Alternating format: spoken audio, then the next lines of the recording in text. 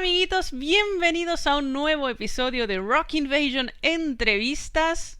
De nuevo estoy súper feliz porque hoy tengo aquí en la nave a los chicos de Schizophrenia. Tenía muchísimas ganas de traerlos, os he hablado muchísimo de ellos desde aquel EP de 2020. Ahora vienen con su primer trabajo bajo el brazo.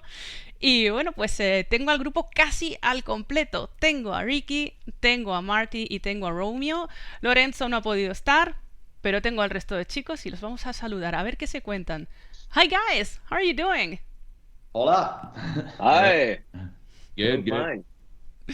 Well, it's a pleasure having you here today. I have been speaking about you like a lot. I know that my listeners will be like, wow, finally Schizophrenia on the show. Thanks for that. Cool. That's awesome. So, first of all, I would like to talk a little bit about the origins of the band, because I know there's a lot of wrong informations around the internet where people say, yeah, they were used to be called Hammerhead and this and that, but that's not true at all. So I would like you to clarify a little bit this misinformation that's on the internet. Thanks for this. Thank you. Yeah. So thanks for giving us the chance to say this thing once again, because this is something like we have to rectify a lot in interviews, and we always have to point things out. But yeah, basically, like when I moved to Belgium. After a couple of years, I moved to Belgium. It was like 2015. I joined Hammerhead, and I filled in as a bass player and singer. Hammerhead had two EPs already released, and Romeo joined as another guitarist, and we basically just played live shows with the band. And after that, the band was basically splitting up because the drummer was joining Carnation, and the other guitarist was just, I think he just quit playing at some point. And me and Romeo just thought like, well, let's do something on our own that's different. And that's how we basically started Schizophrenia, like, long story short. Mm-hmm. But yeah. Good to know. I mean, because we never recorded anything with Hammerhead, so I mean, we were just like. Yeah, good to know, because normally, if it's on the internet, people tend to think, "Oh, that must be true." No, not at all. Not at all. Okay. Exactly. My listeners know that I discovered you back in 2020, and that was pretty much by chance. I think I was just watching YouTube stuff, and that came up in my feed or whatever, and I was like, wow, where is this coming from? Why haven't I heard anything from these guys yet? What is this? I was totally crazy about the EP. At first I thought, okay, new band, but there wasn't much information about that. Then there was, like we said a few seconds ago, this misinformation about Hammerhead. So what can you tell me about the origins, the true origins of Schizophrenia as a band? Well, back then, like in 2016, me and Romeo were living together. We shared an apartment, and that's like when we came up with the idea of having a new project, you know, and going a bit more extreme. And Marty happened to be at our place most of the time. Just he was a guitarist, was a good guitarist, so like we just jammed a lot, and that's how we basically wrote our first EP, Voices. And we also got in touch with Lorenzo to fill in take the drums duty. And I mean, by the time they joined the band, like we together we arranged like the songs that we had, and eventually we recorded EP in 2018, I think. Yeah. And then because of like delays with the artwork and other things that I even forgot, but yeah, we got released in 2020. But yeah, like when we released Voices, you know, like we were very much unknown. I mean, we had like really like a handful of shows behind, you know, like we hadn't done much before than that, you know. So like nobody really knew us. And yeah, we decided to release the EP like independent, just as we did for the new record, you know. And yeah, we just took a chance, and it actually turned out good. I mean, people discovered us, and they liked the band, and Voices had like a lot of positive feedbacks, you know, way beyond our expectations. Yeah. Yeah, I think it was refreshing because I think that right now we are in this wave of pizza thrash. It's not my favorite genre, you know. It's not the kind of thrash metal that I like. But well, it is the way it is. So to me, that was really, really refreshing. And the pizza way, like the pizza thrash kind of thing, is kind of fading more and more into the background, like last couple of years. Luckily, I mean. But it always has a comeback, you know, at some point. Like, I mean, it was like it's not as strong as a couple of years ago, you know. Yeah, but I mean, it was big like in mid 2000s, you know, between like let's say like 2005, 6, and 7, and then it kind of faded out, and then came back, and then it faded out again. You know, like I don't know. I never liked it. Not even when it was, not even when I was a teenager. You know, like I just never liked it. Yeah, I think none of us really did. Me neither. Yeah, nah. But when it looks fun, I don't like it. Nah. It's all too happy, you know. Yeah, it looks a bit too happy to my taste. Very nice. So speaking about Voices, I think you guys were working with the guys from Carnation when it comes to the mixing and the mastering and the recording. Yeah. Yeah, we re-recorded with Project Zero Studio. It's Jarne does the studio there. It's so yeah, we recorded with him also for the album. I mean, he always does a great job. Like, yeah, he's really into our. I mean, he's just great help. He knows so much, you know, and yeah, so we always keep going back there. So yeah. Yeah, he's got like some crazy skills. Yeah, definitely. When it comes to recording, you know, shaping the sound and like mixing and mastering, like he's the one. It sounds amazing.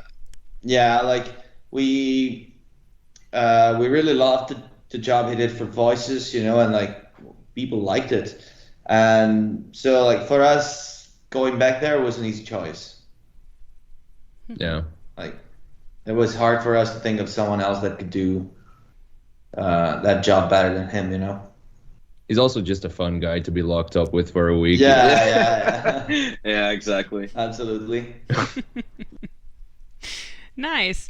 And then a couple of years later, namely 2022, you guys released your first album. At first, I have to say that I was pretty curious about that because I remember reading you on Facebook saying there's going to be new elements, blah, blah, blah. And sometimes such a statement can be a little bit, not preoccupying, but that can raise a few eyebrows, so to speak. And I remember reading people, oh, maybe they are switching to melodic death metal. I was like, no, of course not. That's not the point at all. But I really enjoy this evolution of the sound with all of these death metal elements because, yes, of course, we know that Voices was more thrash metal oriented. Now we have all of these elements. We have also melody. It's pretty amazing, and I would like to know a little bit more about this evolution, and yeah, I would like to take into account too that you guys have different backgrounds. I mean, different origins. For instance, you, Ricky, you come from Italy. Lorenzo, I think he's half Italian too. And then Romeo has Greek origins, and you, Marty, Hungarian. Is that right? I did my homework. Amazing. Yeah, I mean, great that you know all these things. Yeah, indeed. Yeah, exactly. Yeah, so I thought that maybe the cultural background had something to do. I don't know. What's the role of all of these different elements in the evolution of the sound and the songwriting? Good question. Well, I think for me personally, I listen to many different kinds of music. Also, my grandma in Hungary is a classical pianist, and just her discipline and the way she approaches the instrument is something that I found inspiring. So she also gave me a couple of music lessons actually. So yeah, I mean, I think the more different styles you can incorporate in your music, the more unique it's going to be, you know. And it's something that for me is really important to have a broad background, you know, that you can just pick certain elements out of as you please. Yeah. We listen to so many stuff. I mean, if we would listen to like 3 bands and we would start like writing music, we would sound exactly like those 3 bands, you know, like, so I don't know, we get influence from almost everything we listen to, and that's a lot, you know. It's not just one genre. So yeah, I mean, a huge chunk is, for me at least, is like the extreme stuff, but you know, on the other side you have like some other stuff that's completely not like extreme metal. So yeah, who knows, maybe it's in there, you know. I don't know. Like country or no, I guess somehow, you know, like this influences are there, you know. You just don't notice them like right away, but like when writing music, I'm sure like they play a role, you know. Mm-hmm. I mean, personally, like I don't get a lot of influence like from Italian music, you know. Like, I mean, it's not that I also listen to Italian music a lot, but you know, it's more like our personal taste, I guess. And like we all have, of course, we all share like passion for like extreme music, thrash and death metal. But you know, like then besides that, like we all have, you know, more like blues or punk background, or you know, like classical music. So it's a good mix. Yeah. Yeah, I think it's pretty amazing because I think that, for instance, Lorenzo likes all of this South American music, and you can find some hints in his way of drumming. Yeah, definitely. He find that. He does like to incorporate that kind of stuff into his drumming. You know, that's I always find that very cool. It works really well. Yeah. Well, you know, like I think those non-metal influences show themselves very subtly, but if you listen closely, you'll find them. Yeah. Sure. Mm-hmm. I mean, probably it's more obvious for us, but yeah. Listen close, you can find it. Yeah. Mm-hmm. So I haven't said the title of the album yet. Recollections of the Insane came out earlier this year in February, namely on the 17th, I think. Yes, on the 17th. Okay. That was a weird day. I remember, you know, when the different singles came out, because normally release day would be a Friday, and it was a Thursday, and I remember just checking again. No, is this the correct date? Yes, it is. Okay, because I tend to make tiny mistakes sometimes when I'm, you know, live and speaking, because I'm pretty passionate about the show, no? And so sometimes I make tiny mistakes, and I was like, wow, the date. No, remember, it's a weird date, but it's correct. Yeah, I think there was a lot of confusion actually about the release date, because like we kept like reading on Facebook or in blogs, you know, like the release date is on the 15th, is on the 16th, is on Friday 18th. Like yeah, it was spread over like 4 days. I don't know why. I don't know. I have no idea why. But yeah, something might have got lost in there. So, but yeah, eventually, like the actual date was the 17th of February. Exactly. So prior to the release of the album, you guys released different singles, 4 singles, namely Cranial Disintegration, which is one of the best songs I've heard recently, Sea of Sorrow, great track too, Inside the Walls of Madness, and finally Divine Immolation. So how did you guys choose which singles or which songs to release, in which order? How was that? Because with such an album, which is about 45 minutes, well, 43 minutes long, 9 tracks, all of them are straight into your fucking face. So how can you choose? I don't know. To me, it was pretty hard to choose which is my favorite song. Like, seriously, if you ask me today, probably I would say, I don't know, Cranial Disintegration, but tomorrow it could be Sea of Sorrow or Monolith or whatever track. So how did you guys choose the tracks for the singles? It wasn't easy. It wasn't easy. No, Like it was hard. we've had a lot of conflicts inside the band. We've had yeah. I mean, in general, we agreed that on most of them there was consensus. So I think we all knew that Cranial would be the first single we would release, and that Divine Immolation also be a single. And then I think for all of the other songs there was some debate sometimes. It was hard for us as well to really pick the. I mean, well, Cranial Disintegration is probably the most like direct track, and it's a bit. I mean, it's also a bit more catchy, has a chorus that's quite catchy, and we thought it's also more in our classic style, like a bit more thrashy, Yeah, it was kind of an initiation, Yeah, for, like, yeah. We didn't want to reveal everything. We didn't want to shock anyone.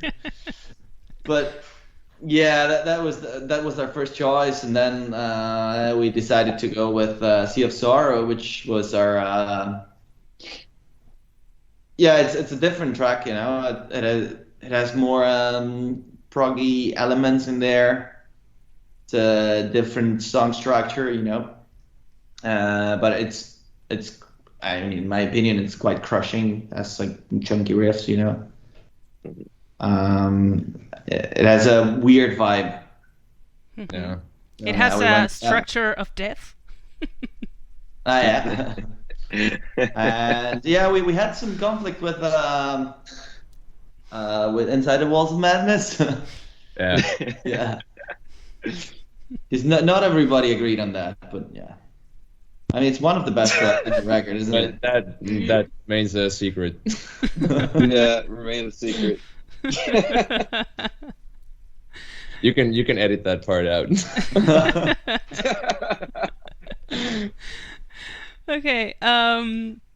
So speaking about the lyrics, how important do you think lyrics are? Because lately I have seen tons of bands that musically release amazing stuff, but when it comes to lyrics, you start reading and it's like, okay, I don't think this means anything at all. It's like lyrics have lost importance.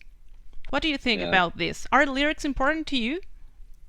Yeah, absolutely. For sure. I mean, I always think that it, like, often, like, it doesn't really matter what you say, but you have to convince someone that, like, what you're singing about is real, even if it's not.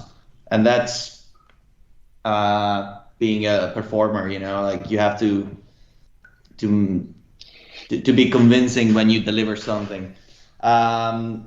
Personally, writing the lyrics for this record, we got inspiration from like a lot of stuff, like from movies to books or real stories to like paintings, and I mean it's stuff that we found just cool, and then we made it our own. We built up a story around it, and I mean we did our best to make it sound cool, like lyrics wise, and also me as a singer, to give the right interpretation to it. Mm-hmm. You've said something about paintings, and that is something that I really find pretty interesting, because normally, well, a lot of bands tend to talk about movies and books, but you guys said that, for example, for the artwork of the EP, you guys thought about Caravaggio. That is so amazing. And then on one of the songs, at least that I know of, in the new album, you got inspiration from Rubens. So what is this connection between art and your music?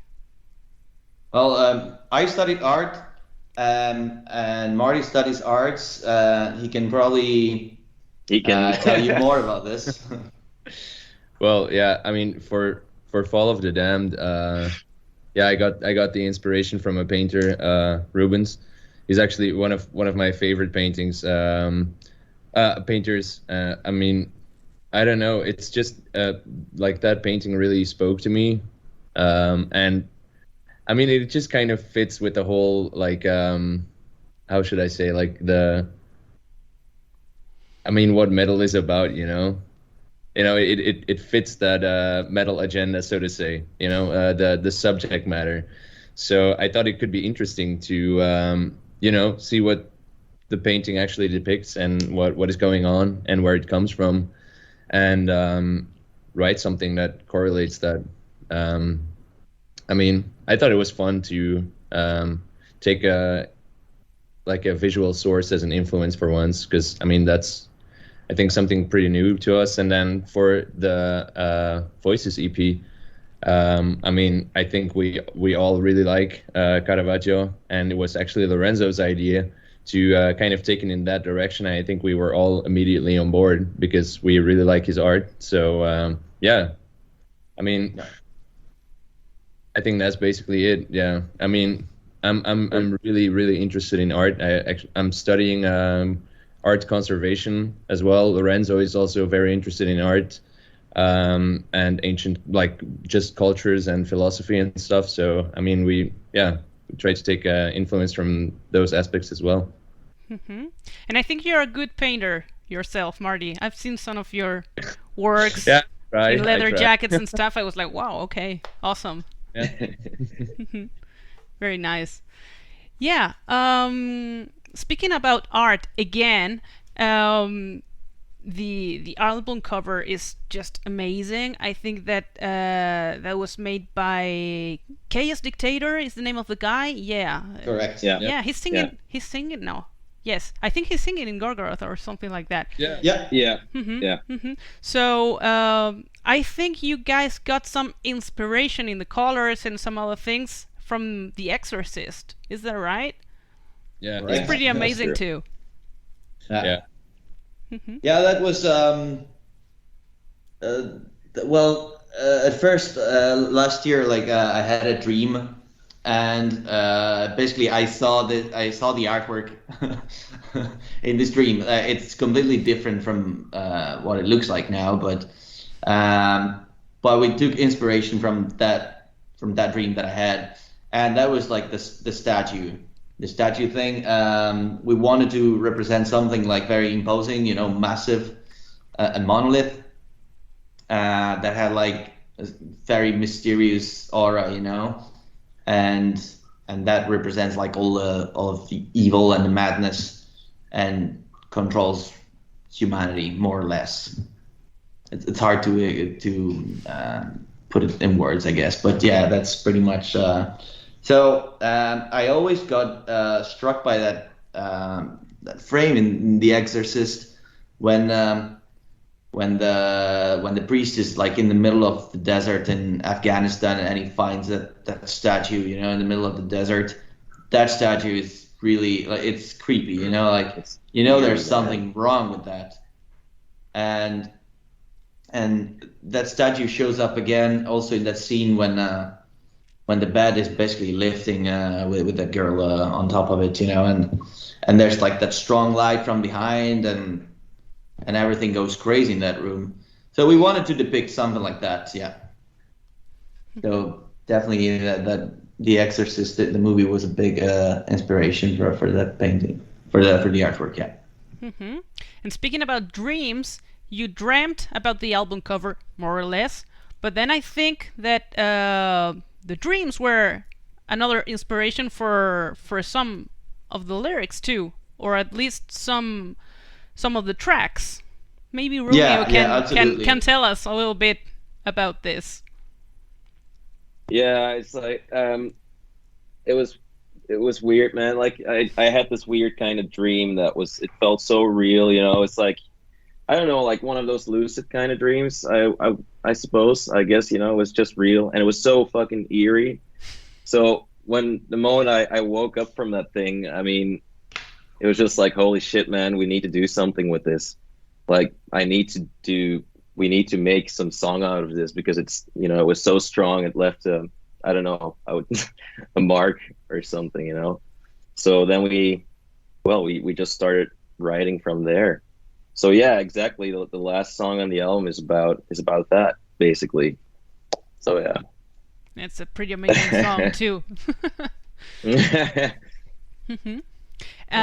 Something that I have already said in the show several times is that you guys self-release your stuff. Even if you have received offers from labels, you have decided to keep on doing it by yourselves. That's something that I really respect.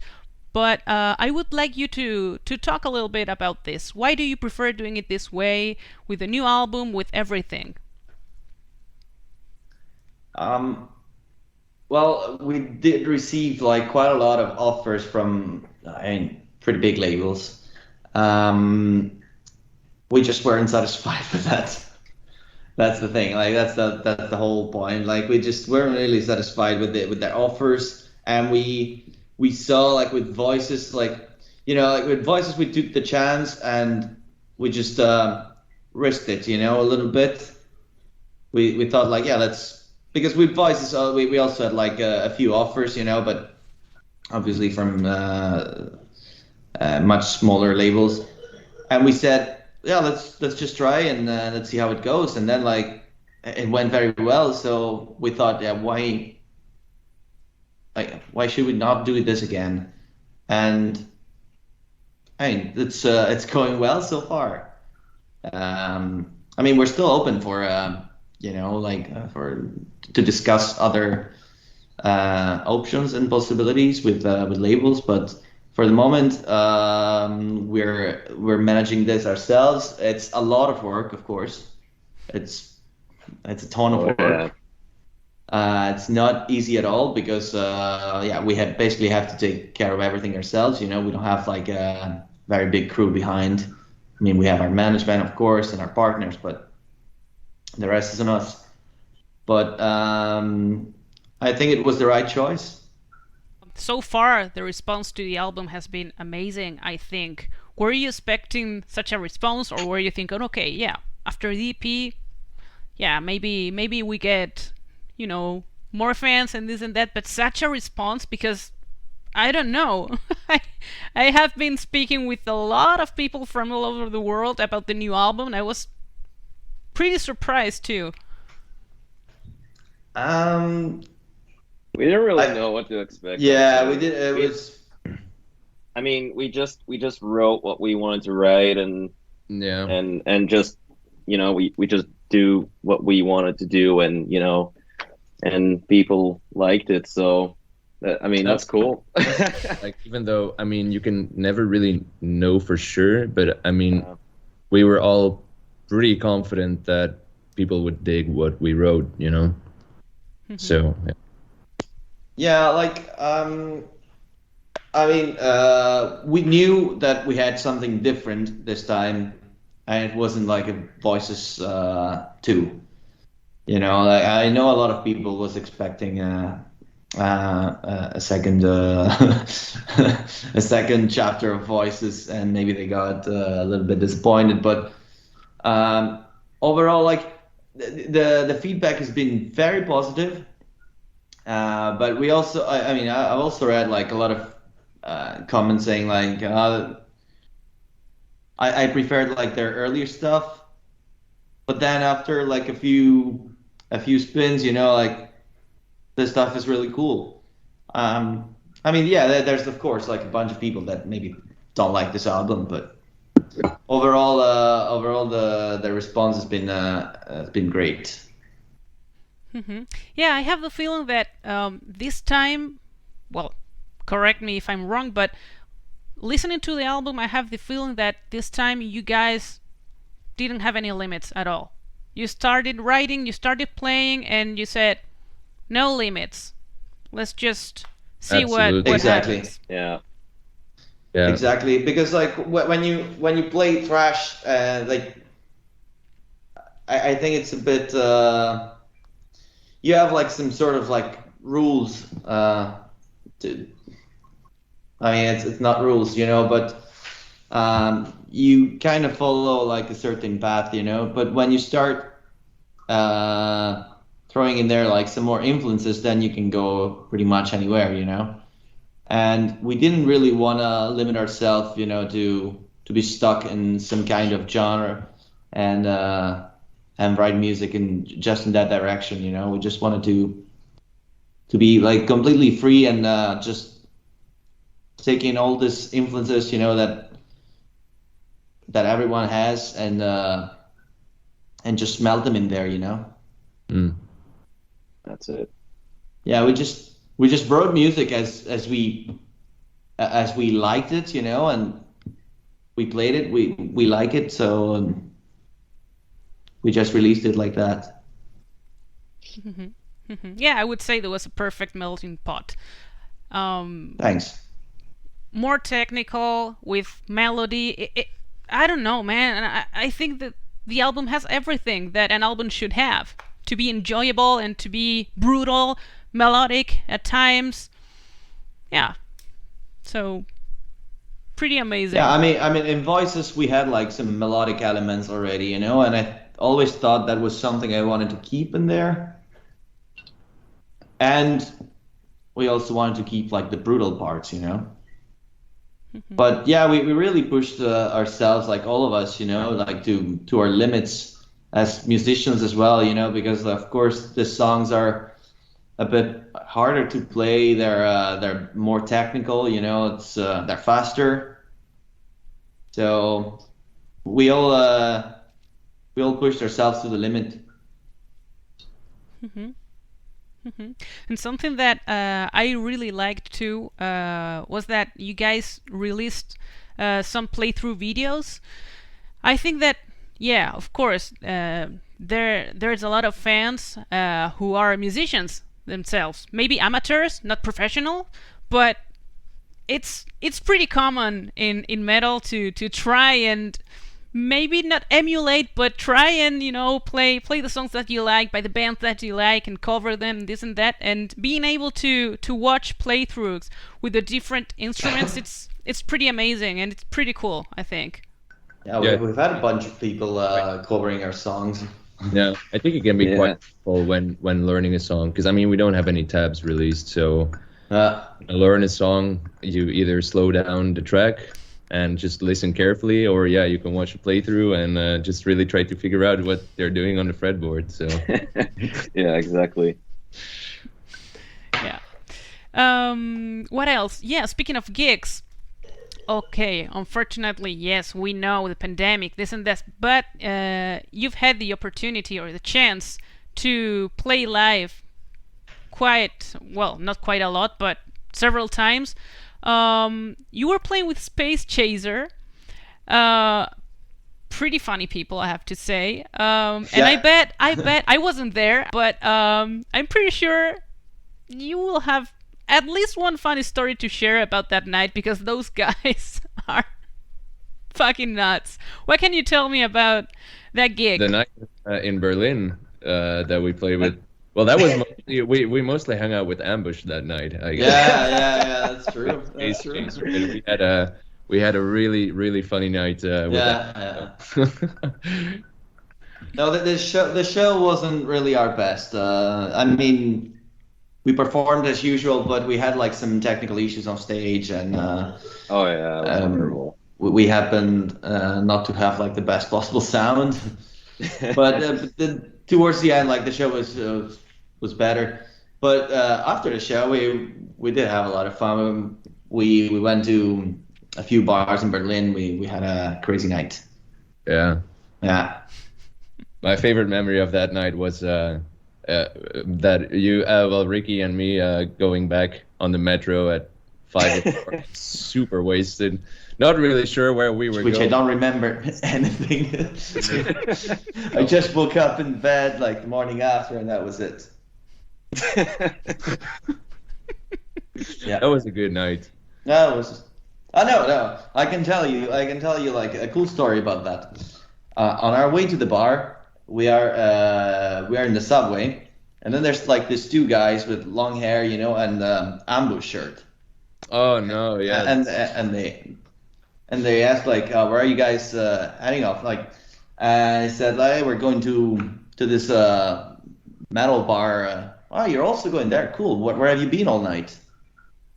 I was like, well, we just went to the show, like, you know, Space Chaser, and cool. Did you like the bands? I'm like, yeah, I did. I was like, did you see Schizophrenia? And he was like, yeah, like, I mean, they were okay. I was like, yeah, man, like this guys, you know, like they're a bit weird. Yeah, I mean, do you know them? I was like, well, kind of.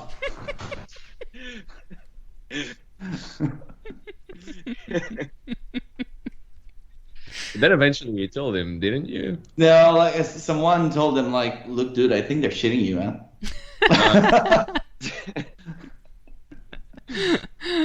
Awesome.